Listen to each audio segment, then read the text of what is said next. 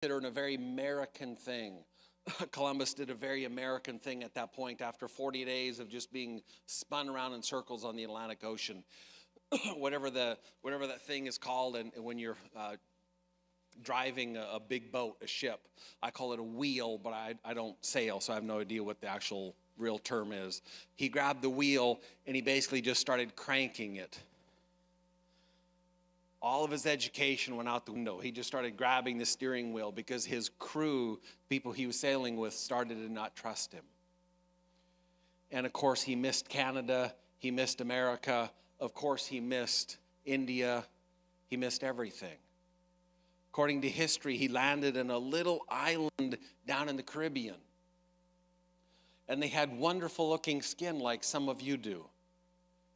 And so he tried to convince himself and his crew, so he called them Indians because they had darker skin. He got back home eventually to Spain. I have no idea what that must be, Columbus. To be standing there, and as he's standing there, he had the king and queen of Spain. At that time, they were leaders of the world. Imagine what that would have felt like to be in front of the king and queen, the leaders of the known world. And basically, I kind of think about it like this, when he's, because you know they're going to say, well, what have you been doing, Columbus? Response, I imagine, went something like this. I went out on a journey not knowing where I was going. When I got there, I had no idea where I was at. I've returned, I definitely say where I've been. Meaning he has no ability to lead other people to the promised land. As Christian people who parents have sacrificed time, money, hours, as the young people have spent hours memorizing their Bible, and all these wonderful leaders putting in all their time and effort to make all this happen, all the little things behind the scenes. God never, ever, ever wants any of us to be on a Columbus journey. He never wants any of us to be going through life not knowing how to actually get to the true land of milk and honey. What you've been doing, using the Bible verses, is fantastic. But as Jesus taught and reminded us in the book of John, which you've been memorizing, true understanding comes from reading the Bible, but reading it in a way that leads to Jesus. Some of them were reading the Bible and it wasn't leading them to Jesus, and he reminded them that's a problem.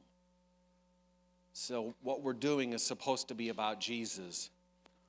As Jesus himself taught in Matthew 18, he was surrounded by his disciples. They were actually at one point chasing away the little kids, the little niños. They're chasing away women, chasing away people from other countries.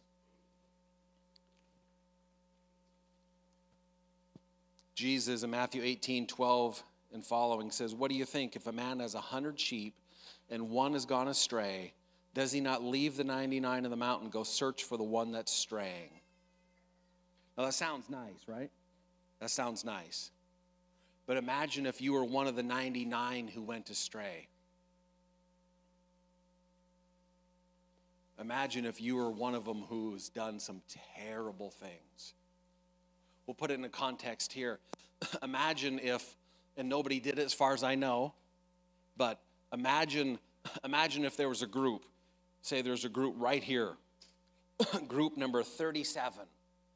Imagine if that group had got caught cheating at the Pathfinder event. I mean, we just finished it.